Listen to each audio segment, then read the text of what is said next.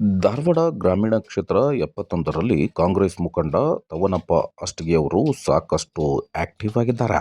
ಇತ್ತೀಚೆಗೆ ಸಿಂಗನಹಳ್ಳಿ ಕೆರೆಯಲ್ಲಿ ಈಜಲು ಹೋಗಿ ಆಕಸ್ಮಿಕವಾಗಿ ಮೂವರು ಮುಗ್ಧ ಬಾಲಕರು ಜಲ ಸಮಾಧಿಯಾದ ಘಟನೆ ಇಡೀ ಜಿಲ್ಲೆಯನ್ನೇ ಕಣ್ಣೀರಲ್ಲಿ ಮುಳುಗಿಸಿತ್ತು.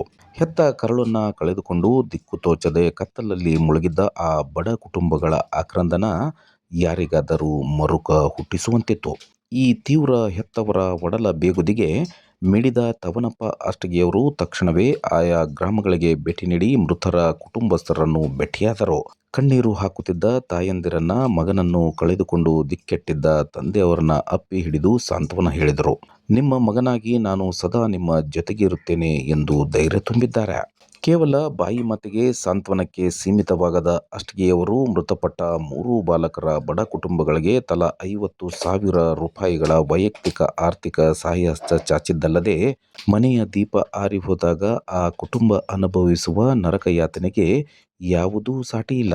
ಹಣದಿಂದ ಆ ಜೀವಗಳನ್ನ ಮರಳಿ ತರಲು ಸಾಧ್ಯವಿಲ್ಲದಿದ್ದರೂ ಈ ಕಷ್ಟದ ಕಾಲದಲ್ಲಿ ಅವರ ಕೈ ಹಿಡಿಯುವುದು ನನ್ನ ಕರ್ತವ್ಯ ಎಂದು ತವನಪ್ಪ ಅಷ್ಟಗಿಯವರು ಹೇಳಿಕೊಂಡಿದ್ದಾರೆ. ಮನೆಯ ಕುಡಿಯನ್ನ ಕಳೆದುಕೊಂಡು ಕಣ್ಣೀರಿನ ಕಡಲಲ್ಲಿ ತೇಲುತ್ತಿದ್ದ ಕುಟುಂಬಗಳಿಗೆ ಅಷ್ಟಗಿಯವರು ನೀಡಿದ ಈ ಭಾವನಾತ್ಮಕ ಆಸರೆ ಮತ್ತು ಮಾನವೀಯ ನಡೆ ಸಿಂಗನಹಳ್ಳಿ ಹಾಗೂ ಸುತ್ತಮುತ್ತಲಿನ ಗ್ರಾಮಸ್ಥರ ಮನಗೆದ್ದಿದೆ.